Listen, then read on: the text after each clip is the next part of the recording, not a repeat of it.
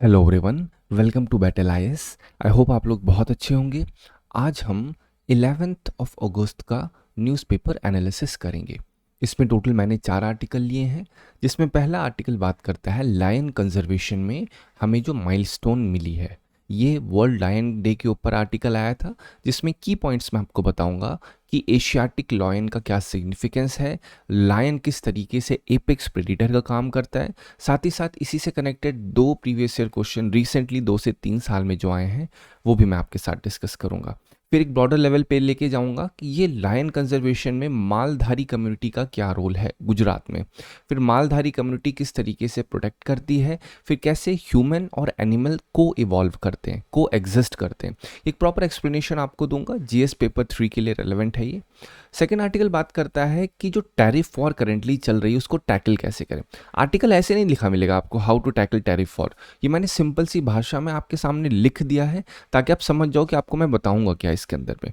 यहाँ पे MS Swaminathan prize के जो फर्स्ट प्राइज विनर थे, नाइजीरिया के एक मिनिस्टर हैं, उन्होंने अपनी राय दी है कि किस तरीके से हम जो टैरिफ वॉर चलती है, जैसे यूएसए ने 50% तक टैरिफ लगा दिया, तो दूसरी अगर कोई एक डेवलपिंग कंट्री है तो उसे क्या करना चाहिए जिससे वो टैकल कर सके इस तरह की टैरिफ वॉर को। जीएस पेपर 2 और 3 के लिए रेलेवेंट है। 2 में आईआर इंटरनेशनल रिलेशन में आप इसको काउंट कर सकते हैं। 3 में इकोनॉमिक सेक्शन में आपके लिए रेलेवेंट है। इसी से कनेक्टेड GS2 2019 में एक सवाल आया था, what introduces friction into the ties between India and US is that Washington is still unable to find for India a position in its global strategy which would satisfy India's national self esteem and ambition, explain with suitable examples. अब यहाँ पे suitable examples है, इस पे आप include कर सकते हैं टैरिफ वॉर वाली चीज़ें। मैं इस पूरे के पूरे क्वेश्चन का प्रॉपर एक्सप्लेनेशन दूंगा। ये जो आर्टिकल देखेंगे how to tackle tariff war, इस आर्टिकल के अंदर के पॉइंट्स को मैं इस क्वेश्चन के आंसर में इंक्लूड करूंगा। इससे आपको आइडिया लगेगा कि किस तरीके से आपको क्वेश्चन के अंदर पॉइंट्स को निकालना है आर्टिकल में से। थर्ड आर्टिकल डिस्कस करता है एनवायरमेंटल प्रोटेक्शन रूल्स, जो कि मैनेजमेंट ऑफ कंटेमिनेटेड साइट के रेफरेंस में रिलीज हुए हैं 2025। इससे कनेक्टेड प्रीवियस अभी वीक में ही मैंने आपको पूरा ये समझा दिया था बहुत अच्छे से। आज दोबारा इसलिए लिया है क्योंकि मैंने हमेशा बोला है, कभी भी अगर एक आर्टिकल कोई समझा दिया जाए तो अपने दिमाग में आप ये मत रखिए कि अब दोबारा नहीं समझाया जाएगा। वो 10 बार भी मैं रिपीट कर सकता हूँ आपके सामने, क्योंकि वो इंपॉर्टेंट है। इसी से कनेक्टेड मैंने आपको मैनुअल स्कैवेंजिंग भी समझाई थी। फिर मैंने आपको एक डिटेल्ड पूरा आइडिया दे दिया था कि क्या इंडिया में जो हजार्डस वेस्ट है, किस तरीके से टॉक्सिक वेस्ट और हेल्थ के ऊपर क्या इम्पैक्ट पड़ता है, सारी चीज़ें मैंने आपको प्रीवियस आर्टिकल्स में समझाई थी। आप इस वीडियो को 1.25x पे देख सकते हैं, जिससे थोड़ी सी स्पीड मैं एक नॉर्मल पेस पे रखता हूँ, जिससे हर वो बच्चा, अगर कोई देखो हर एक डिफरेंट लर्नर्स होते हैं, तो वो अपनी स्पीड के अकॉर्डिंग चीज़ों को समझ सकें। ठीक है, तो यहाँ पे मैं एक्सप्लेन करूँगा दोबारा से कि एनवायरमेंटल प्रोटेक्शन रूल्स 2025 क्या है, कैसे हैं, right. Fourth article axiom 4 mission जो था, जहाँ पे हमारे इंडियन एस्ट्रोनॉट गए थे, कहाँ पे, स्पेस में गए थे, ISS में गए थे, जहाँ पे आपने सुना सुधांशु शुक्ला का नाम। तो अब वही सेम चीज़ का रेफरेंस दे करके स्पेस प्रोग्राम का इम्पैक्ट इंडिया पे क्या होगा ये मैं समझाऊंगा। ये आर्टिकल बेसिकली जो इसरो के चेयरमैन हैं उन्होंने बताया है कि जो हम अभी ISS में गए हैं उसका इम्पैक्ट गगनयान पे बहुत ज़्यादा पड़ेगा, क्योंकि गगनयान एक आने वाला मिशन है इंडिया की तरफ से। तो उस पर हमें काफ़ी ज़्यादा हमने टेस्ट किए डिफरेंट, जिससे हमें एक डिफरेंट लेवल पे एक्सपीरियंस हुआ है। उस एक्सपीरियंस का यूज़ करके हम आगे आने वाले स्पेस मिशन में यूज़ कर सकते हैं। जीएस पेपर 1 और 3 दोनों में रेलेवेंस रहेगा इसका, क्योंकि अब देखिए 3 में साइंस एंड टेक सेक्शन आप डाल सकते हो। 1 में क्या होगा, जो सोशल सोसाइटी का सेक्शन है, ठीक है, वहां पे आप डाल सकते हैं, क्योंकि ये जो स्पेस प्रोग्राम का इम्पैक्ट ऑन इंडिया जब डिस्कस होगा तो ये सोसाइटी पे भी इम्पैक्ट पड़ेगा, एजुकेशन इम्पैक्टेड होगा, इससे इंडिया की स्ट्रैटेजी चेंज होगी। तो बहुत बड़े लेवल पे सोशल स्टेटस जो है, status in the sense social strata, जो सोशल फैब्रिक है इंडिया में डिफरेंट लोगों का, जेंडर इनइक्वालिटी, फिर जो जेंडर इंक्लूसिविटी, ये सारी चीज़ें यहाँ पे इंक्लूड होती हैं। लेकिन टॉपिक ये किस चीज़ का, स्पेस प्रोग्राम का है, लेकिन इसका इम्पैक्ट बहुत ही वाइडर होगा। मैं आपको इन डिटेल समझाऊंगा क्या क्या चीजें कैसी हैं। ठीक है, मैं आर्टिकल में सिर्फ आपको एडिटर के पर्सपेक्टिव से नहीं बता रहा हूँ, मैं आपको सिंपल क्वेश्चन आंसर फॉर्म में बता रहा हूँ कि आपको एटलीस्ट फ्रेमवर्क रेडी रहे आपके दिमाग में। अब ये क्वेश्चन देखोगे कि लिखा है India has set an example in lion conservation minister, that's all. आप ये आर्टिकल पढ़ोगे आपको समझेगा सर इसमें क्या पकड़े, इसमें तो हमें कुछ समझ ही नहीं आ रहा, लेकिन आप थोड़ा ध्यान से देखेंगे इसके अंदर की पॉइंट्स हैं और इससे क्वेश्चन उठें। पहली बात तो लायन देखो, दूसरा ध्यान से देखो यहाँ पे क्या लिखा हुआ है, इंटरनेशनल सोलर अलायंस। अब इसको बस पढ़ लो दिमाग में, अपने दिमाग में रखिएगा, अभी 4 से 5 मिनट बाद आपको मैं दोबारा रिकॉल करूंगा इंटरनेशनल सोलर अलायंस, ठीक है। चलो अभी हम देखते हैं, पहले इस आर्टिकल के रेफरेंस में बात कर ली जाए तो वर्ल्ड लायन डे का फंक्शन गुजरात में हुआ है। इसका की हाईलाइट देखा जाए, जो एशियाटिक लायन की पॉपुलेशन है वो गुजरात में 674 से 891 हो चुकी है 25 सेंसस के अकॉर्डिंग। यूनियन एनवायरमेंट मिनिस्टर ने इसको बहुत ही डीप बॉन्ड कहा है नेचर और वाइल्ड लाइफ के बीच में, क्योंकि इतना इंक्रीमेंट हुआ है। अगर कंजर्वेशन अचीवमेंट की बात की तो जो गिर और मालधारी कम्युनिटी हैं उनका एक ग्लोबल मॉडल को कहा गया है कि वो किस तरीके से ह्यूमन और वाइल्ड लाइफ में को एग्जिस्ट करती हैं।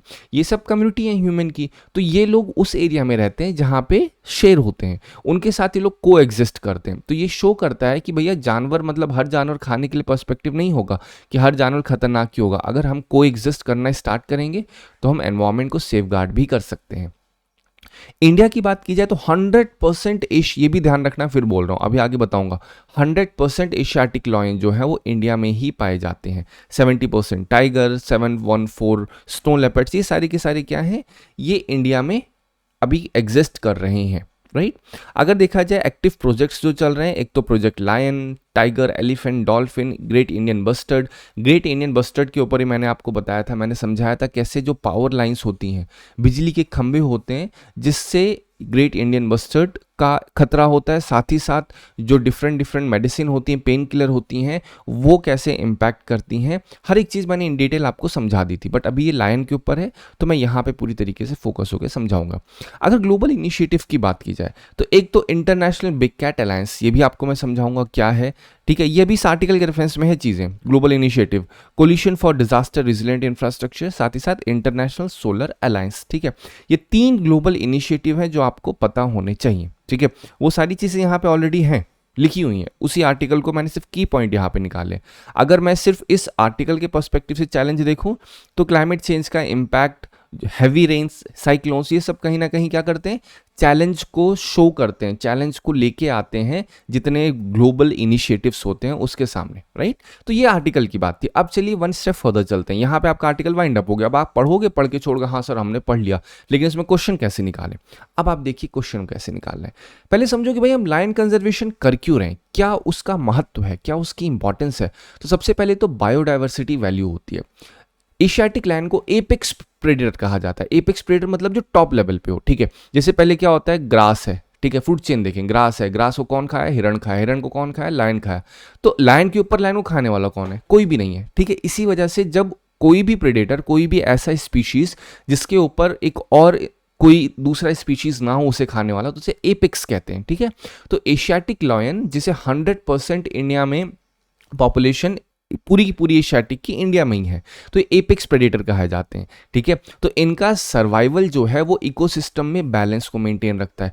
ध्यान रख, कभी भी क्वेश्चन पूछा जाए भाई लायन कंजर्वेशन की क्या जरूरत है, क्या इंपॉर्टेंस है, तब आप लिख सकते हैं। कभी क्वेश्चन पूछा जा रहा है कि भैया जो हम इतना ज़्यादा wild life sanctuaries, national parks, different biodiversity hotspot को इतना क्यों सेफगार्ड करते हैं, तो वहाँ पे आप जरूरी नहीं लायन में लिखो। बायोडाइवर्सिटी वैल्यू तो टाइगर की भी हो सकती है, बायोडाइवर्सिटी वैल्यू किसी भी स्पीशीज की हो सकती है। तो इसलिए मैंने ऐसा जेनरिक टर्म लिखा है जिसको आप ओवरऑल कहीं पे ही फ्रेम कर सको। एक्सक्लूसिव हैबिटेट देखा जाए तो फाउंड ये कहाँ पे, गिर बारदा रीजन में पाए जाते हैं। इनको सिंबल ऑफ नेशनल प्राइड कहा जाता है, ग्लोबल में यूनिकनेस होती है। फिर साथ ही साथ इनका कल्चरल और हेरिटेज सिग्निफिकेंस भी है, इंडिया के ट्रेडिशन में बहुत ज़्यादा ये कनेक्टेड है, रिलीजियस पर्सपेक्टिव भी है। अगर आप नोटिस करेंगे तो नरसिम्हा करके जो मूवी आई हुई है उसमें भी यही चीज़, सेम चीज़ दिखाई गई है कि नहीं। तो ये हमारे लोकल ट्रेडिशन में, रिलीजन में बहुत ही डीपली कनेक्टेड है। मालधारी कम्युनिटी, वही सेम चीज़ जो मैंने आपको बताई, वो को एग्जिस्टेंस के मॉडल में यहाँ पे रहती है।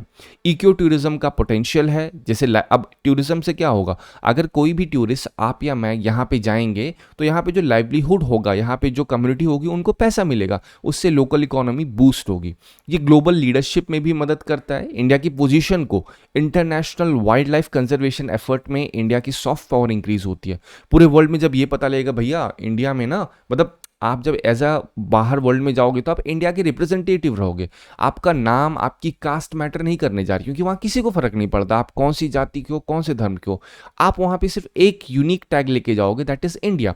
तो इंडिया का नाम हो, अगर आप लेट्स से अफ्रीका में जा रहे हो, अफ्रीका में जाओगे, अगर आपने कोई अफ्रीका की सेंचुरी में चले गए, तो वहाँ पे अगर उन लोग को पता रहेगा कि भैया इंडिया से ये आए हैं और इंडिया में इतने सारे एफर्ट्स चल रहे हैं लायन को सेफ गार्ड करने के लिए, तो वहाँ पे एक अलग ही लेवल की खुशी होती है। ठीक है, तो इंडिया की इंटरनेशनल पोजीशन को बहुत ही मजबूत करता है। ठीक है, क्या हम जो लायन का कंजर्वेशन कर रहे हैं वो केवल लायन को बचाने के लिए कर रहे हैं, ये सारे उसके बेनिफिट्स हैं, राइट। अब ये बेनिफिट्स आप रख सकते हो, बेनिफिट क्या है, रेलेवेंस क्या है, वो सारी चीजें एक में डाल सकते हो।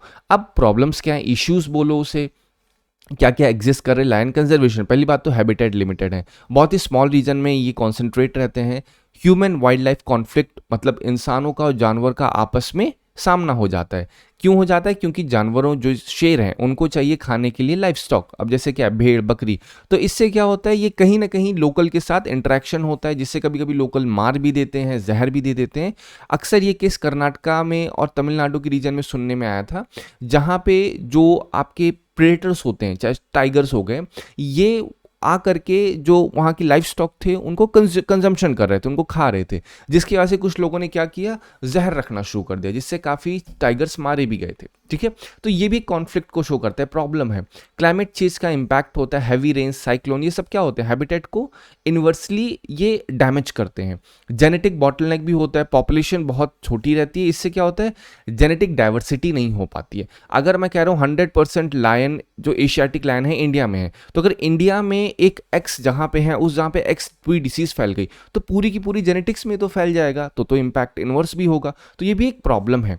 इंफ्रास्ट्रक्चर का प्रेशर भी होता है। अब लोगों को ये डिसाइड करना, गवर्नमेंट यही सिखाने की कोशिश कर रही है कि हमारे लिए ज्यादा इंपॉर्टेंट क्या है, कंस्ट्रक्शन करना या फिर जो वाइल्ड लाइफ है उसको सेफ गार्ड करना। तो अक्सर ये जो बैलेंस नहीं हो पाता चीजों में, हम रोड, माइनिंग, अर्बनाइजेशन करें इन हैबिटेट के पास, या फिर हम सिंपल इनके हैबिटेट को एज इट इज छोड़ दें। तो अक्सर बोलते हैं ना, हमेशा प्रॉफिट या फिर लालच ऑलवेज विंस। तो कभी मैक्सिमम अगर ये थोड़ा सा प्राइवेट लोगों के पास होगा तो वहां पे ये लोग क्या करेंगे, प्रॉफिट को मैक्सिमाइज करने के लिए, ठीक है भैया टाइगर को रहने के लिए 1 किलोमीटर चाहिए, हम 1 किलोमीटर दे रहे हैं, उसके जस्ट 1100 मीटर पे हम लोग स्टार्ट कर देंगे कंस्ट्रक्शन अपना।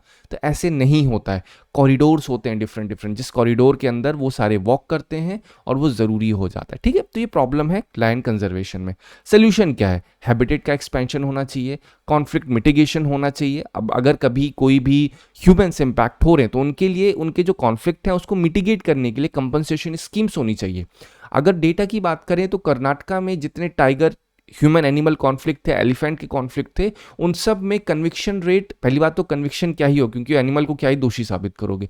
पॉइंट है कंपनसेशन बहुत डिले हो जाते हैं, जिस वजह से लोग कहते हैं भैया हमें कंपनसेशन तो मिलने वाला नहीं, हमें बदला चाहिए फिर। तो ये चीज़ नहीं हो पाती है।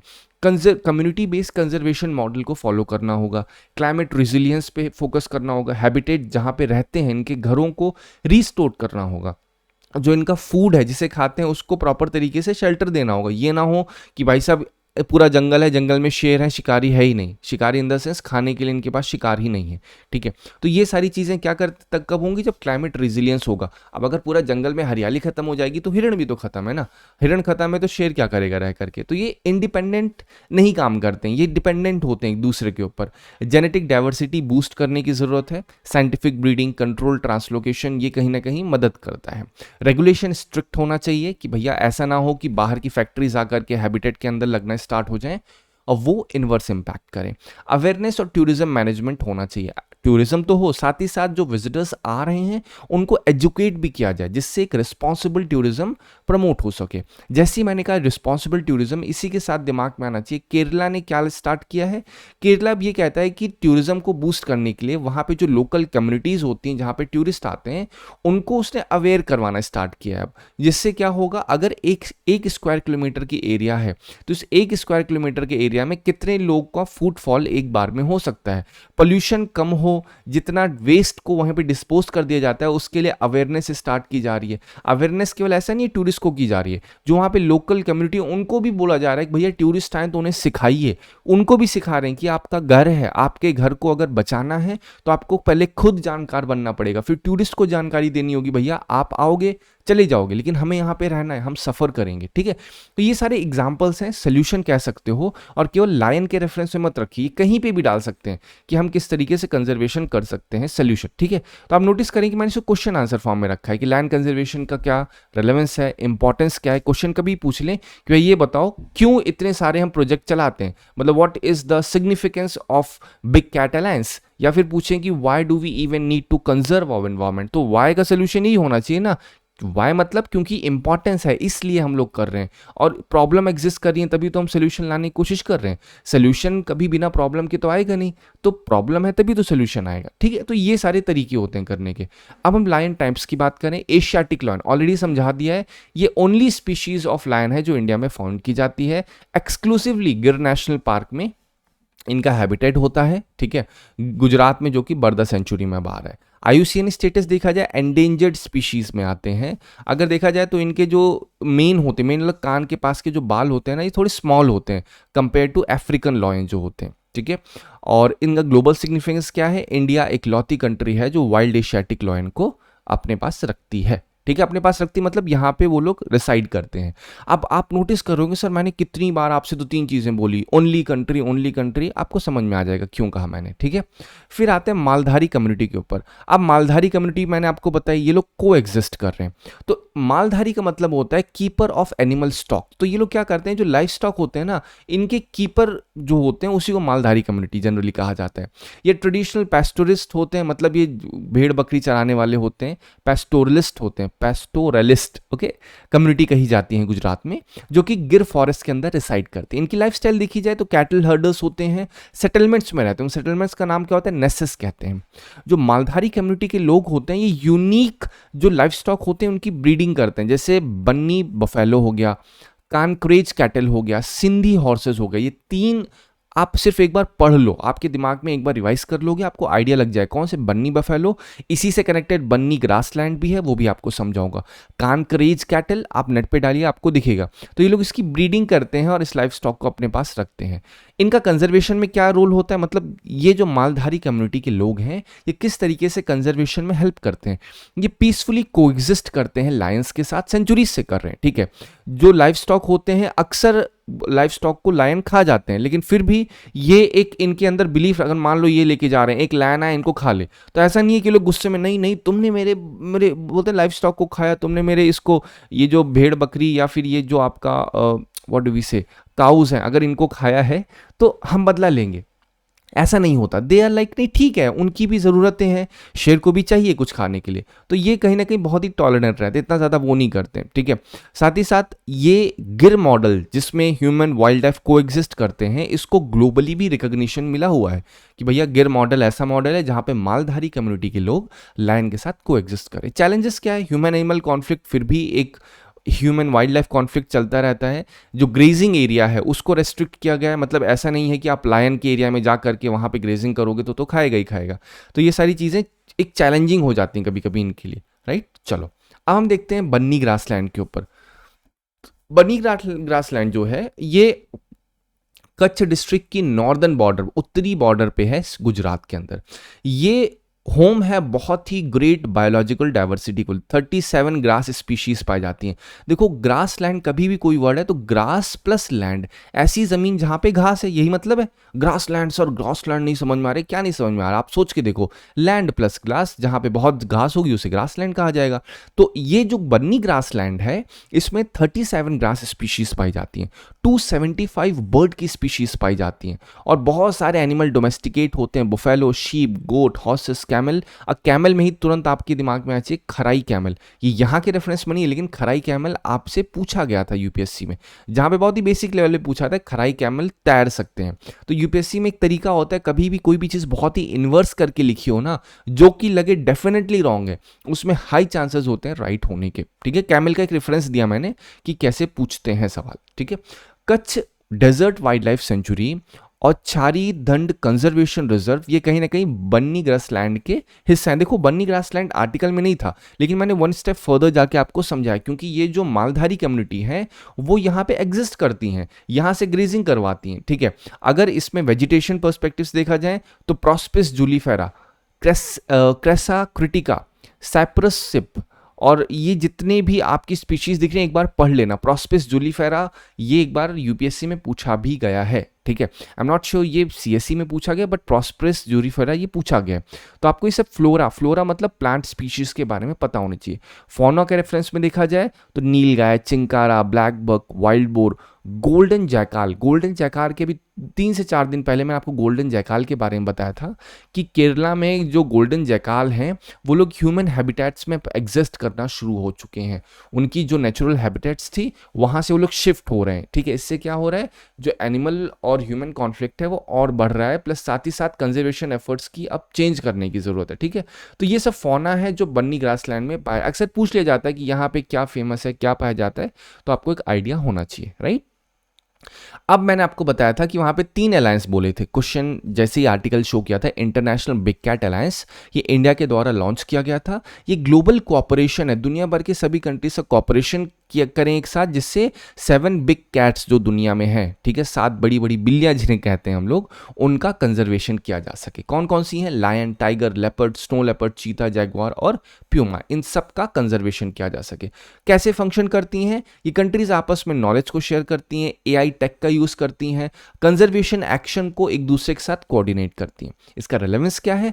रेलेवेंस ये है कि इंडिया की लीडरशिप वाइल्ड लाइफ कंजर्वेशन में स्ट्रेंथन होती है। अब अपने आंसर में आप जब कभी लिखो कि हाँ कंजर्वेशन की क्यों जरूरत है, तो वहां पे आप लिख सकते हैं कि इंटरनेशनल बिग कैट अलायंस या कंजर्वेशन करने से क्या मदद होती है। तो आप केवल ये मत लिखो कि इंडिया की लीडरशिप रोल अच्छा होता है, इतना लिखोगे तो लगेगा हाँ बेसिक लिखा, लेकिन द मोमेंट यू राइट कि इंडिया की इंटरनेशनल लीडरशिप जो होती है वो स्ट्रेंथन होती है like international big cat alliance, the moment आपने एक एग्जांपल से सप्लीमेंट कर दिया अपने स्टेटमेंट को, ऑन स्पॉट एग्जामिनर को लेगा भाई आपके पास नॉलेज है, ठीक है। तो ये इंटरनेशनल बिग कैट अलायंस है। नेक्स्ट है coalition for disaster resilient infrastructure. ये बहुत समझाया मैंने आपको, ये इंडिया, ठीक है, ये इंडिया के द्वारा 2019 में United Nation climate action summit में लॉन्च किया गया था। इसका मेन एम क्या है कि वैसी इंफ्रास्ट्रक्चर, रेजिलिएंट जो इंफ्रास्ट्रक्चर होते हैं, ठीक है, रेजिलिएंट इंफ्रास्ट्रक्चर को बनाना जिससे क्लाइमेट डिजास्टर हो तो उससे बच सके। मतलब ऐसी बिल्डिंग्स का कंस्ट्रक्शन करना, कंस्ट्रक्शन एक्टिविटीज इस तरीके से करना कि वो सारी चीजें, बड़े बड़े जो फ्लड्स होते हैं या फिर जो डिजास्टर्स होती हैं उनको झेल सकें, राइट। तो ये इनका मेन डिजास्टर रेजिलिएंट इंफ्रास्ट्रक्चर, ऐसा इंफ्रास्ट्रक्चर जो कि डिजास्टर को झेलने के लिए बना हो। कंट्रीज में 30+ कंट्रीज हैं। रिसेंटली इंडिया ने ट्रिनिडैड टोबैगो को भी इसमें इंक्लूड किया, नमीबिया के साथ भी यही सेम चीज़ की है। ट्रिनिडैड टोबैगो जैसे ही बोलूँ आपके दिमाग में तुरंत आना चाहिए, मैंने आपको बताया था कहाँ पे, साउथ अमेरिका में, कैरिबियाई नेशन के पास ये 2 कंट्रीज हैं, ठीक है। यहाँ पे हमने क्या किया था, यहाँ पे अच्छा खासा इन्वेस्टमेंट भी किया हमने, अप्रॉक्सीमेटली $10,000 to $50,000 हमने देना स्टार्ट किया, जिससे इनका एग्रीकल्चर जो सिस्टम है वो और अच्छा हो सके। अब इसका रिलेवेंस देखो, आर्टिकल के साथ क्या रिलेवेंस है, इसको देखो, ये तो डिजास्टर रेजिलिएंट इंफ्रास्ट्रक्चर, लेकिन इसका टाइगर के साथ क्या रेलेवेंस है? रेलेवेंस ये है कि अगर हम ऐसी टेक को बनाएंगे, ऐसा इंफ्रास्ट्रक्चर बनाएंगे जिससे हैबिटेट प्रोटेक्ट हो हैवी रेन से, तो क्या टाइगर को वो नहीं मिलेगा? और मतलब टाइगर लायन को वो नहीं होगा, उससे फायदा नहीं होगा? ऑब्वियसली होगा उस चीज से। आप ये सोच के देखिए, डिजास्टर रेजिलिएंट इंफ्रास्ट्रक्चर मतलब ये नहीं केवल ह्यूमन इंफ्रास्ट्रक्चर, हम ऐसा इंफ्रास्ट्रक्चर बनाएं जिससे अगर कोई एक फॉरेस्ट है, फॉरेस्ट के आसपास ऐसा इंफ्रास्ट्रक्चर बनाना जिससे साइक्लोन्स या फिर कोई भी वाइल्ड लाइफ कंजर्वेशन हम लोग कर रहे हैं तो वो पॉजिटिवली रहे। कभी भी ये ना हो साइक्लोन हो रहा है या फिर कभी बाढ़ आ रही है, फ्लड आ रहा है तो पूरा बर्बाद हो जा रहा है। इंफ्रास्ट्रक्चर मतलब हर एक चीज का रेजिलियंस होना चाहिए, सेफगार्ड होना चाहिए अगेंस्ट डिजास्टर, ठीक है। थर्ड है इंटरनेशनल सोलर अलायंस। ये 2015 में इंडिया और फ्रांस ने इसको एंडोर्स किया था। पेरिस क्लाइमेट कॉन्फ्रेंस ने, United Nation climate change conference जो होती है, उसमें इंडिया फ्रांस ने प्रमोट किया इंटरनेशनल सोलर अलायंस। इसमें क्या था, सोलर एनर्जी डिप्लॉयमेंट को प्रमोट किया गया जो ट्रॉपिकल कंट्रीज हैं। ट्रॉपिकल कंट्रीज मतलब ऐसी कंट्रीज जो कि ट्रॉपिक ऑफ कैंसर से ट्रॉपिक ऑफ कैप्रिकॉर्न के बीच में हैं। उन कंट्रीज के में क्या होती है, सन रेज कंसिस्टेंटली पड़ती रहती हैं। तो उन कंट्रीज में अगर हम लोग अच्छे सोलर डेवलपमेंट करेंगे तो हमारी सस्टेनेबल एनर्जी, रिन्यूएबल एनर्जी और अच्छे खासे तरीके से प्रमोट होगी। ये इसका बेसिक मतलब था। फोकस क्या है, affordable finance, solar tech transfer करना, जॉइंट R&D करना। अब आर्टिकल से क्या रिलेवेंस है, अब ग्लोबल लीडरशिप इंडिया करने की कोशिश कर रहा है क्लाइमेट एक्शन में, तो ये इनडायरेक्टली वाइल्ड लाइफ हैबिटेट को भी कहीं ना कहीं बेनिफिट करेगा। ऑब्वियस सी बात है, जब हम लोग बहुत ज़्यादा बोलते हैं ना फॉसिल फ्यूल का यूज़ करेंगे तो उतना डिस्ट्रक्शन करेंगे, लेकिन अगर हम लोग डिपेंडेंट धीरे धीरे हो जाएंगे किसके ऊपर, रिन्यूएबल सोर्सेस के ऊपर, तो हम लोग उतना डिस्ट्रक्शन नहीं करेंगे। तो उससे कहीं ना कहीं जो हमारे कंजर्वेशन एफर्ट्स हैं वाइल्ड लाइफ के लिए वो तो बहुत पॉजिटिव वे में चलेंगे। तो ये बेसिक मतलब था इंटरनेशनल सोलर अलायंस का। ठीक है, अब देखते हैं क्वेश्चन 2016। मैंने आपको शुरुआत में कहा था इंटरनेशनल सोलर अलायंस दिमाग में रखना। The international solar alliance were launched at United Nation climate change conference. अभी आपको बताया 2015 सही है। The alliance include all the member countries of United Nation. क्या ऑल द मेंबर कंट्रीज हैं? मैंने ऑलरेडी बताया नहीं, यहाँ पे ट्रॉपिक ऑफ कैंसर और ट्रॉपिक ऑफ कैप्रिकॉर्न के बीच में जो कंट्रीज हैं वो हैं, तो A is the right one, right. अब आपको समझ में आ रहा हो क्यों मैंने इसी आर्टिकल को चुना, क्योंकि इसके अंदर 2-3 क्वेश्चन मुझे दिखे आपके लिए। 2019 में क्वेश्चन आया था, consider following statement, Asiatic land is naturally found in India only. अब आपको समझ में आया होगा मैंने 2 से 3 बार क्यों बोला कि एशियाटिक लैंड नेचुरली इंडिया में ही पाए जाते हैं, तो ये स्टेटमेंट राइट है। Double humped camel is naturally found in India only. अब ये थोड़ा सा दिमाग लगाओ, क्या केवल इंडिया में पाए जाएंगे? One horn rhinoceros is naturally found in India only.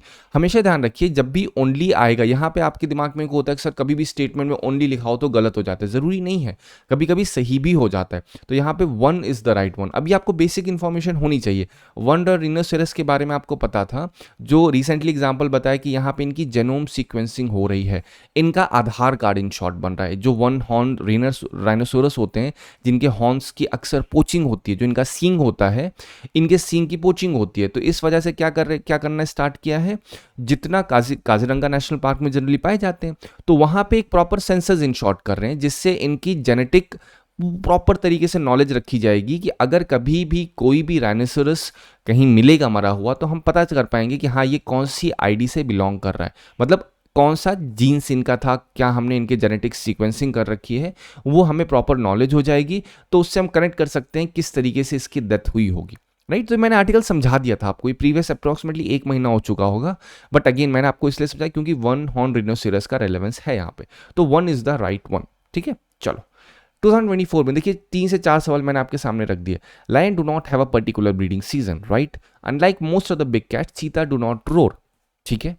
Unlike male lions, male leopards do not proclaim their territory by scent marking. अब देखो unlike male and male leopards, ये तो सब उसी के कैट के ही अंदर के पार्ट हैं, तो मतलब ये क्यों सेंट मार्किंग नहीं करेंगे, आप सोच के देखो। मतलब ये तो कहीं ना कहीं क्या बिहेवियरल पैटर्न हो गया है कि नहीं, तो ये हो सकता है, तो इस वजह से ये गलत है। लेकिन जो यहाँ पे लिखा है कि unlike most of the big cat cheetah do not roar, obvious सी बात है। अब ऐसा तो है नहीं आज चीता रोर कर रहा है, मतलब रोर नहीं कर रहा तो कल जाके वो एकदम शेर की तरह बोलने लग जाएगा, उनके अंदर है ही नहीं वैसी जीन्स, उनकी बायोलॉजिकल पूरी की पूरी बॉडी है ही नहीं वैसी, तो 1 और 2 is the right one, right.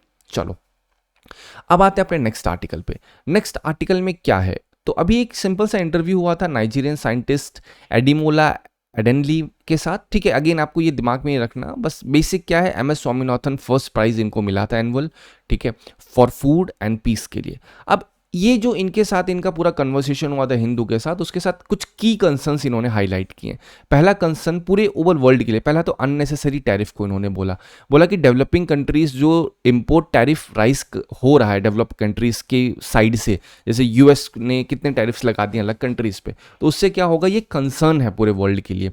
Trade imbalance, ये भी कहीं ना कहीं एक बहुत बड़ी चीज़ है, क्योंकि अगर अभी भी जो दुनिया की अलग अलग कंट्रीज उनके पास प्री एग्जिस्टिंग मिटिगेशन पॉलिसीज नहीं है, तो हमें ये नहीं पता होता कि हमें रिस्पांस देना कैसे, अगर कभी हमारा टैरिफ बढ़ा दिया गया है रिस्पांस कैसे करें। इंडिया खुद अभी सोच रहा है कि हम रिस्पॉन्ड करें तो कैसे करें, ये ना हो कि अगर हमने रिस्पॉन्ड किसी दूसरे फॉर्म में कर दिया तो पता लगा डिफेंस पे इम्पैक्ट पड़ जाए, तो ये टेंशन को और वर्स कर देता है। एग्रीकल्चरल चैलेंज, ये भी एक बहुत बड़ा चैलेंज है, लैंड डिग्रेडेशन हो रहा है, क्लाइमेट चेंज हो रहा है, गरीबी बढ़ रही है, वाटर स्कैसिटी है, जो फूड सिस्टम है, जो खाने की चीज़ें होती है उसमें डिस्ट्रप्शन आ रहा है, ठीक है। इसी के साथ सप्लाई चेन इनस्टेबल हो रही है, क्योंकि अब क्या है, टैरिफ बढ़ेगा तो अगर सामान ही नहीं इंपोर्ट होगा ढंग से तो कैसे मिल पाएगा किसी को, तो सप्लाई चेन भी डिस्टर्ब होने के चांसेस हैं। तो ये सारे क्या है, ये की कंसर्न्स हैं जो हाईलाइट हुए हैं, ठीक है। इनकी कंसर्न्स को आप जरूरी नहीं केवल यहीं एग्रीकल्चर पर्सपेक्टिव से लिखो या केवल टैरिफ कनेक्टेड क्वेश्चन में ही आप डाल सकते हैं। की कंसर्न्स को आप कहीं पे भी यूज कर सकते हैं कि वर्ल्ड में क्या क्या प्रॉब्लम है, अननेसेसरी ट्रेड इम्बैलेंस, ये सब कहीं भी लिख सकते हो आप लोग, ठीक है। ये बेसिक जनरलाइज टर्म है। अब रिकमेंडेशन क्या दिए, पहला कहा है कि भाई डोमेस्टिक प्रोडक्शन को स्ट्रेंथन करना होगा, कि हमारी डिपेंडेंस दूसरी कंट्री पे कम हो, ये ना हो कि एकदम बेसिक प्रोडक्ट जो स्टेपल फूड होता है उसके लिए हम डिपेंडेंट हो दूसरी कंट्रीज पे। ये कैसे होगा, जब एग्रीकल्चर प्रोडक्टिविटी बढ़ेगी और रिलायंस इंपोर्ट पे कम होगा, ठीक है। सेकंड क्या है, साइंटिफिक और रेगुलेटरी सपोर्ट होना चाहिए, R&D बेस तगड़ा होना चाहिए, जिससे एक ऐसा फ्रेमवर्क बनाया जा सके कि भैया टैरिफ लगे भी अगर किसी कंट्री पे, किसी डेवलपिंग कंट्रीज पे, तो बहुत ज़्यादा सीवियरली इंपैक्ट ना पड़े उस चीज़ के ऊपर, ठीक है। कब होगा, जब R&D रिसर्च एंड डेवलपमेंट अच्छा खासा होगा। न्यूट्रिशनल सिक्योरिटी के ऊपर होना चाहिए, जिससे कैसे होगा, हमें बायोफोर्टिफाइड क्रॉप्स को प्रमोट करना होगा। बायोफोर्टिफिकेशन से कनेक्टेड सवाल भी आया था, वो भी मैंने आपको भी रिसेंटली 3 से 4 दिन पहले मैंने समझाया था क्या होता है बायोफोर्टिफिकेशन। तो बायोफोर्टिफिकेशन मतलब क्या होता है, किसी भी स्पीशीज में, ठीक है, या किसी भी खाने में उसकी ताकत को बढ़ा देना। जैसे आपको रिसेंटली एग्जांपल मैंने बताया था कि राइस में क्या किया गया, आयरन को इंक्लूड किया गया। बायोफोर्टिफिकेशन मतलब क्या होता है, किसी भी कोई स्टेपल फूड जो होता है उसके न्यूट्रिशन बढ़ा देना, ठीक है, इसी को बायोफोर्टिफिकेशन कहते हैं। कैसे होता है बायोफोर्टिफिकेशन, या तो ब्रीडिंग की जाएगी या तो जेनोम सीक्वेंसिंग की जाएगी, ये सब तरीके होते हैं जिससे बायोफोर्टिफिकेशन होते हैं। इन शॉर्ट कहा जाए उसके अंदर न्यूट्रिशन बढ़ा दिया जाए। अभी तक मान लो एक राइस है, या फिर हम मान के चलें वीट है, ठीक है, वीट का एक सेकेंड, हाँ वीट का वो है बीज है, ठीक है, या फिर आटा है, मान लो आप जो भी कुछ खाते हो उसके अंदर लेट्स से अभी केवल 10 यूनिट आयरन है, लेकिन बढ़ा के 20 यूनिट कर दिया जाएगा, जो एक्स्ट्रा 10 यूनिट है इसको बायोफोर्टिफाइड कहा जाएगा, ठीक है। तो ये करने से भी कहीं ना कहीं न्यूट्रिशनल सिक्योरिटी बढ़ेगी। क्रॉप का प्रिजर्वेशन होना चाहिए, जिससे जो ट्रेडिशनल क्रॉप्स हैं जो कि क्लाइमेट के साथ अडेप्टेड हैं, उस लोकल क्लाइमेट के साथ जिस भी कंट्री में वो उगते हैं, उसको कंजर्व करना होगा। टेक्नोलॉजी अडेप्टेशन होना होगा, AI में इन्वेस्ट करें, जेनोम एडिटिंग में सीक्वेंस करें, जेनोम एडिटिंग में इन्वेस्टमेंट अच्छा खासा हो, जिससे एक अपग्रेडेशन हो, हमारी डिपेंडेंस कम हो। ये ना हो कि भैया बस हम पूरी तरीके से दूसरे देश पे हैं जहां टैरिफ बढ़ा हमारे पास कुछ है ही नहीं खाने को, ये नहीं होना चाहिए। ग्लोबल अलाइनमेंट भी होना चाहिए, जैसे यूनाइटेड नेशन या ग्लोबल बैंक की पॉलिसीज, ये नेशनल एग्रीकल्चर डेवलपमेंट के साथ नेशनल एग्रीकल्चर की जो नीड है पूरे वर्ल्ड में, क्योंकि दुनिया में AI से पेट नहीं भरेगा, दुनिया में आपको कार से पेट नहीं भरेगा, दुनिया की सबसे प्राइमरी रिक्वायरमेंट है आपका स्टमक, ठीक है। फॉर अ मोमेंट मैं आपसे कहूँ कि आपको पढ़ना है, लेकिन 6 दिन तक आपको खाना नहीं मिलेगा, क्योंकि आपकी प्राइमरी रिक्वायरमेंट खाना है। आज से 100 साल 300 400 साल पहले क्या था, खाना उतना नहीं था, तो लोगों की प्राइमरी रिक्वायरमेंट क्या थी, पहले खाना मिलेगा उसके बाद हम कुछ और एक्स्ट्रा सोचेंगे, ठीक है। लेकिन अब खाना है तो हम लोग दुनिया भर की अब चीज़ें सोचते हैं, ठीक है। तो ग्लोबल अलाइनमेंट होना चाहिए कि सबसे पहले जो बैंक AI जो कुछ भी चल रहा है उसमें मेन चीज़ रखो कि पहले एग्रीकल्चर डेवलपमेंट होना चाहिए। अगर फ्यूचर इंपेरेटिव की बात करें तो वर्ल्ड की डिमांड बाय 2050 जो एग्रीकल्चर आउटपुट है उसे 70% तक बढ़ना होगा। अगर पॉपुलेशन ग्रोथ जितनी होगी उसके मुकाबले उतना फूड चाहिए, तो मतलब बाय 2050 जितनी पॉपुलेशन होगी उस पॉपुलेशन को अगर खाना मिलना है तो 70% एग्रीकल्चर प्रोडक्टिविटी बढ़ानी होगी। अब एग्रीकल्चर प्रोडक्टिविटी कैसे बढ़ेगी, क्या हम और लैंड पे खेती करेंगे, और लैंड पे खेती करेंगे तो क्या होगा, फॉरेस्ट कटेंगे, और लैंड पे खेती करेंगे मतलब मैक्सिमम प्रोडक्शन करेंगे। ऐसा तो है नहीं 2000 साल पहले का समय है कि पत्तियों काट के खाद बनाएंगे, नहीं, उतना एक्सेसिव हम लोग केमिकल फर्टिलाइजर्स का यूज करेंगे, एनवायरमेंट और ज्यादा खराब होगा। तो ये बहुत ही एकदम क्रिटिकल आर है, हमें समझना होगा किस तरीके से हम अपने करंट एग्रीकल्चर प्रैक्टिसेस को एनवायरमेंट के फेवर में बना सकें। इन्वेस्टमेंट की नीचे, ठीक है, एक बहुत ज़्यादा अगर हमने R&D अच्छा नहीं किया तो कहीं ना कहीं जितनी भी मेजर वर्ल्ड की इकोनॉमीज हैं उसके बिहाइंड पीछे रह जाएंगी जितनी भी डेवलपिंग कंट्रीज हैं। तो ये बेसिक आर्टिकल के ऊपर रेफरेंस था जो मैंने आपको बता दिया, ठीक है। अभी क्वेश्चन को देखते हैं। क्वेश्चन जो आया था, What introduces friction into the ties between India and the United States is that Washington is still unable to find for India। अब देखो क्वेश्चन पहले समझो, बहुत लंबा क्वेश्चन है, सोचो सर कैसे इस क्वेश्चन को करें। जब भी बहुत लंबा क्वेश्चन है उसको कुछ पार्ट्स में डिवाइड करो। क्वेश्चन क्या है, व्हाट इंट्रोड्यूसेस फ्रिक्शन, मतलब इंडिया और US के बीच में क्या प्रॉब्लम है, क्या फ्रिक्शन है जिसकी वजह से अभी भी वॉशिंगटन मतलब USA इंडिया को नहीं समझ पा रहा है ढंग से कि यूनाइटेड स्टेट इंडिया को किस पोजीशन में डाले अपनी ग्लोबल स्ट्रैटेजी में। अब जैसे यूएसए कोई भी अपनी ग्लोबल स्ट्रैटेजी बनाता है तो वहाँ पे कुछ कंट्रीज को वो दिखता है कि ये कंट्री हमारे लिए इतना रिलेवेंट रखती है। अब जैसे वो आंख बंद करके इजराइल को बोलेगा ये हमारे लिए क्रिटिकल पार्टनर है, क्योंकि दुनिया इधर उधर हो जाए लेकिन इजराइल खड़ा रहेगा यूएसए के साथ, लेकिन सेम वो इंडिया के साथ नहीं कर सकती है। तो यूएसए को कंफ्यूजन है कि इंडिया को वो अपनी ग्लोबल स्ट्रैटेजी में किस पोजीशन पे डाले, जिससे इंडिया की जो नेशनल सेल्फ स्टीम है वो भी सेटिस्फाई होती रहे। क्योंकि अगर इजराइल को इतने भरोसे से डालता है यूएसए और इजराइल भी खड़ा रहता है तो उसके पीछे कहीं ना कहीं रीजन ये है ना, इजराइल की जितनी भी नीड्स हैं, डिमांड है, सबको तो फुलफिल कर रहा है।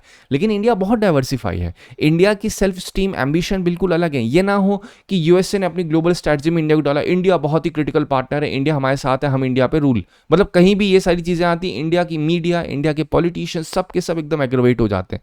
एग्जाम्पल यूएसए, मतलब अभी रिसेंटली डोनाल्ड ट्रंप ने भी ये चीज बोली, हमने वॉर रुकवा दी। अरे भैया वॉर रुकवा दी, what is the meaning of war रुकवा दी?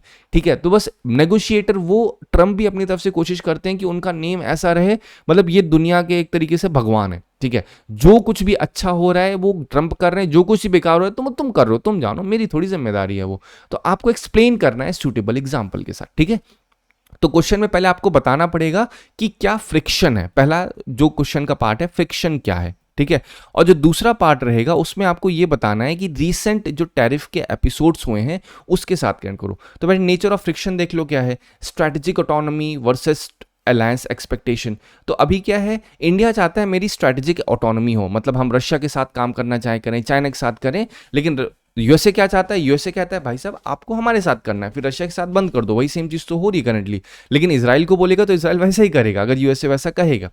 तो जो यूएसए वो प्रेफर करता है ऐसा अलायंस जो कि नेटो टाइप हो। ठीक है, नेटो टाइप अलायंस मतलब अगर नेटो के ऊपर एक भी कंट्री के ऊपर अटैक हुआ तो हम पूरा का पूरा उस देश को तबाह कर देंगे, नॉर्थ अटलांटिक ट्रीटी ऑर्गेनाइजेशन। इससे भी कनेक्टेड क्वेश्चन है, ये क्या है, ये एक मिलिट्री ऑर्गेनाइजेशन का रेफरेंस है।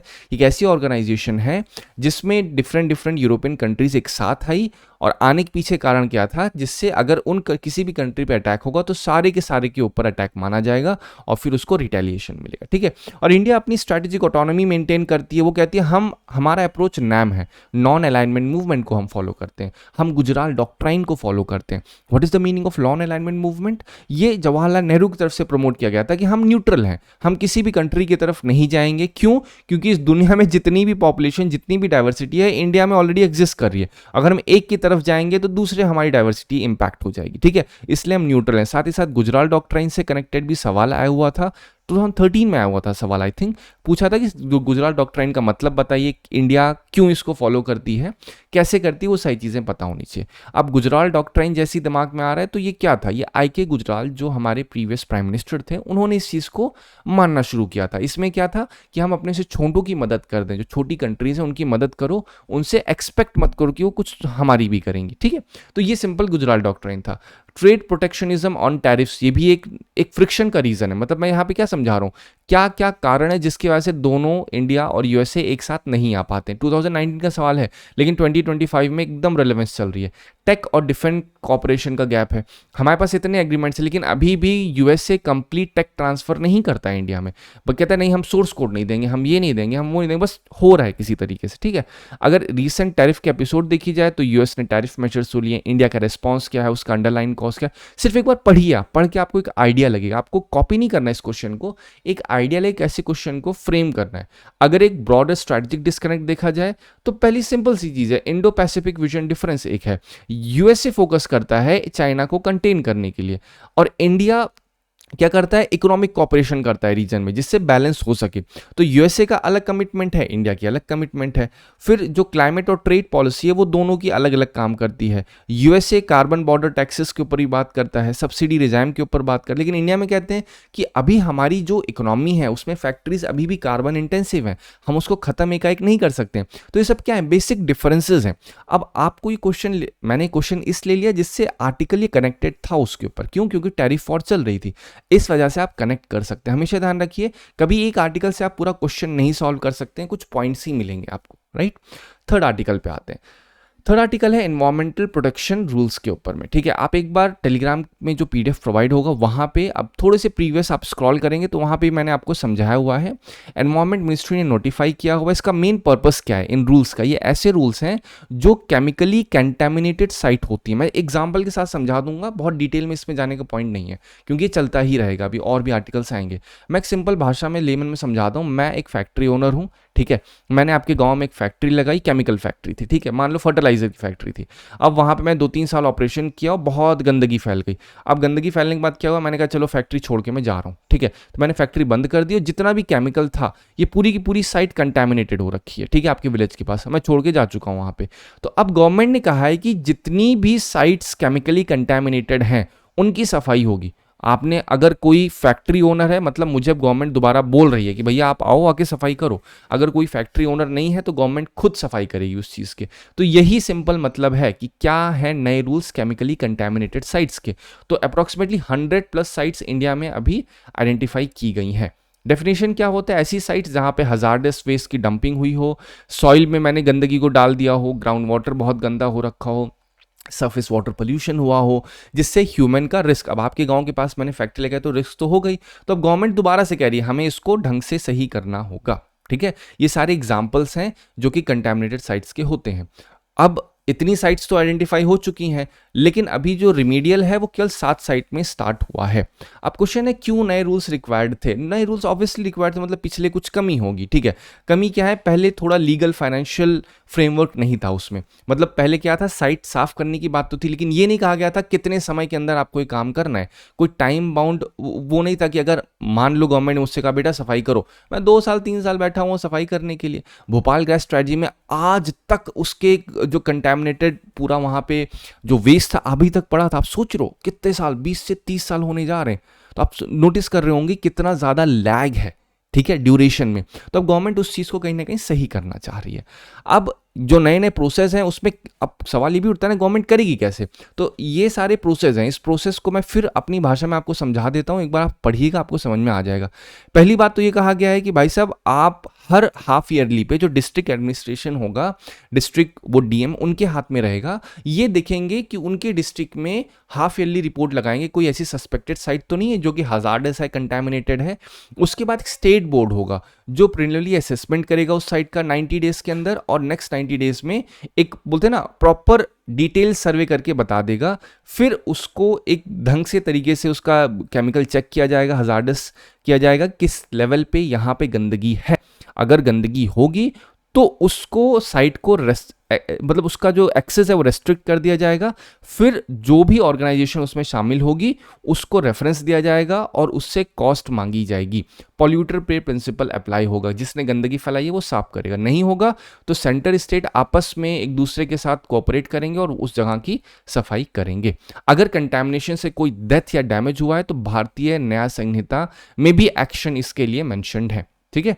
एग्जेम्पशंस क्या है, रेडियो एक्टिव वेस्ट, मतलब अगर रेडियो एक्टिव वेस्ट है तो किसी प्राइवेट इंसान को नहीं बोला जाए। माइनिंग रिलेटेड कंटैमिनेशन है, सी पोल्यूशन बाय ऑयल है, solid waste from dump site, ये सारी चीज़ें क्या है, ये एग्जेम्प्ट की गई हैं इसके अंदर। क्यों, अब रेडियो एक्टिव वेस्ट तो मैं फैक्ट्री वाला नहीं करूँगा ना, मैं न्यूक्लियर के साथ तो काम कर नहीं रहा हूँ, तो मुझे क्यों रेडियो एक्टिव वेस्ट साफ करना, क्योंकि उसके लिए पर्टिकुलर प्रोटोकॉल चाहिए होते हैं, बहुत ही डेंजरस होता है।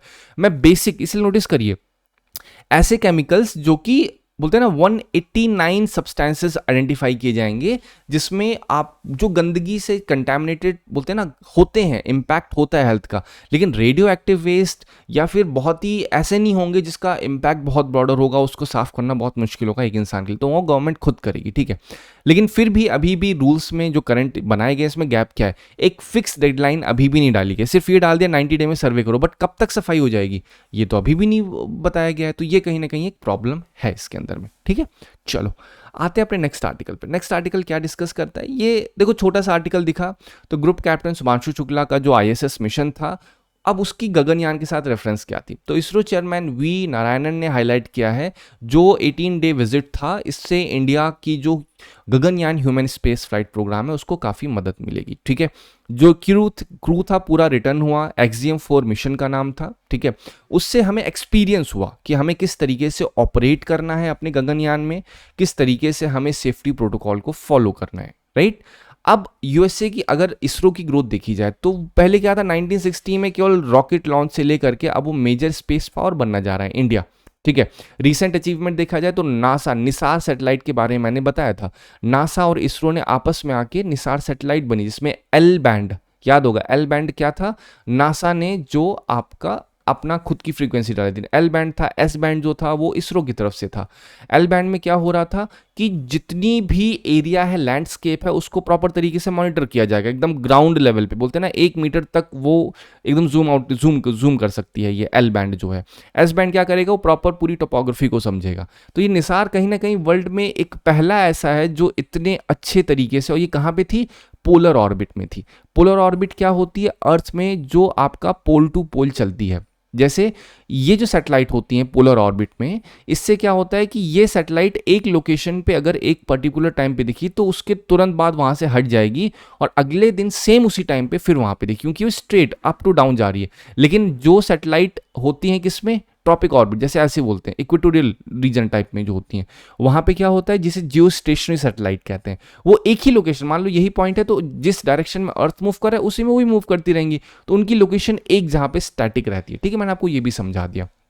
चलो अब देखते हैं स्पेस प्रोग्राम का इंपैक्ट क्या है इंडिया पे। स्ट्रैटेजिक इंपैक्ट देखा जाए तो इंडिया का सेल्फ रिलायंस क्रिटिकल टेक्नोलॉजी में बढ़ेगा, इंडिया की ग्लोबल स्टैंडिंग बढ़ेगी, ये सब आप लिख सकते हो कि स्पेस प्रोग्राम का क्या रिलेवेंस है।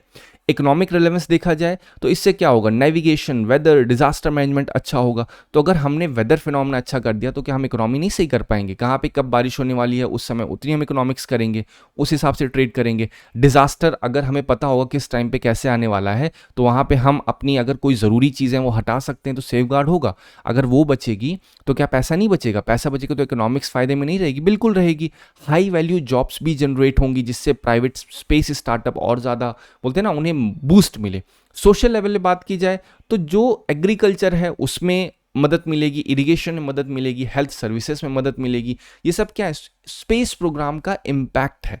क्योंकि अगर एग्रीकल्चर हमें पहले पता चल जाए, मैं किसान हूं, मुझे पहले बता दे भाई साहब इस बार जो है आपको पानी की इतनी मात्रा रखनी पड़ेगी क्योंकि सुखाई बहुत है। अब मैं क्या करूं, पानी की जरूरत है 10 यूनिट की, मैं केवल 5 यूनिट लेके जा रहा हूं तो नुकसान होगा, क्योंकि वो तो टाइम डिपेंडेंट है चीजें। अगर एक बार मैंने मौका छोड़ दिया पूरा सीजन खराब हो जाएगा। तो इससे क्या होगा कि कहीं ना कहीं बहुत मदद मिलेगी, सोशल लेवल पे, सोसाइटी में मदद मिलेगी। इससे जो कनेक्टिविटी है रूरल और रिमोट एरियाज में वो बहुत अच्छी हो जाएगी सैटेलाइट्स के थ्रू। ठीक है, तो स्पेस प्रोग्राम का इंपैक्ट है। सोशल इकोनॉमिक इंपैक्ट आपको ऑलरेडी बताया, एजुकेशन पे भी इंपैक्ट पड़ेगा। सैटेलाइट क्लासरूम्स अगर हम रूरल एरियाज में डालेंगे तो रूरल एरियाज में क्या होगा, इंटरनेट कनेक्शन अच्छा खासा हो जाएगा, उससे हम लोग प्रॉपर तरीके से टेक को वहां पर भी इंटीग्रेट कर पाएंगे रूरल एरियाज में, रूरल ग्रुप में, स्कूल में। फिर एग्रीकल्चर, क्रॉप मॉनिटरिंग होगी, वेदर अलर्ट्स अच्छा खासा होगा, डिजास्टर मैनेजमेंट होगा, एम्प्लॉयमेंट होगा। अब ये सब क्या है, सोशो इकोनॉमिक इम्पैक्ट है जो हमारे स्पेस प्रोग्राम है। इश्यूज क्या है इसमें, फंडिंग कॉन्स्टेंट, ये भी अभी भी थोड़ा बहुत एग्जिस्ट कर रहा है। एडवांस मिशन के लिए हमारे पास उतनी फंडिंग नहीं है। टेक का गैप है क्योंकि अभी भी हमारे जैसे कुछ क्रायोजेनिक इंजन की बात होती है, अभी भी उस एरियाज में हमारे पास टेक का गैप है। स्पेस डेब्रीज, हम लोग स्पेस में भेज तो दें सैटेलाइट, लेकिन जब सैटेलाइट खराब हो जाती हैं तो वहीं स्पेस में डेब्रीज क्रिएट कर देती हैं, तो वो एक एनवायरमेंटल कंसर्न भी है। साथ ही साथ जो स्किल साइंटिस्ट हैं उनका ब्रेन ड्रेन होता है, वो लोग चले जाते हैं यूएसए, नासा में, तो इंडिया में साइंटिस्ट नहीं बच पाते हैं। तो ये भी एक इशू करंटली प्रिवेल कर रहा है। सोल्यूशन क्या है, सोल्यूशन पहला तो ये है पब्लिक प्राइवेट पार्टनरशिप। ऐसा नहीं है सब कुछ गवर्नमेंट करे, प्राइवेट के साथ मिलकर करे। जो इंडिजिनस R&D है उससे हमें अच्छे तरीके से इन्वेस्ट करना होगा, जिससे हम खुद की टेक, खुद की रॉकेट, खुद की रीयूजेबिलिटी प्रिंसिपल्स को फॉलो कर सकें। डेब्रीज मॉनिटरिंग करनी होगी जिससे हमारा नाम अगेन कंजर्वेशन स्ट्रैटेजीज में अच्छा हो सके। जो टैलेंट बाहर चले जाते हैं उनको बेटर पे करना होगा, अच्छे तरीके से ग्रांट देना होगा जिससे वो इंडिया में रहें, इंडिया में उनका इस्तेमाल हो सके। Right, so this is all about today's article. I hope आपको इस आर्टिकल से मदद मिली होगी। Thank you so much for watching.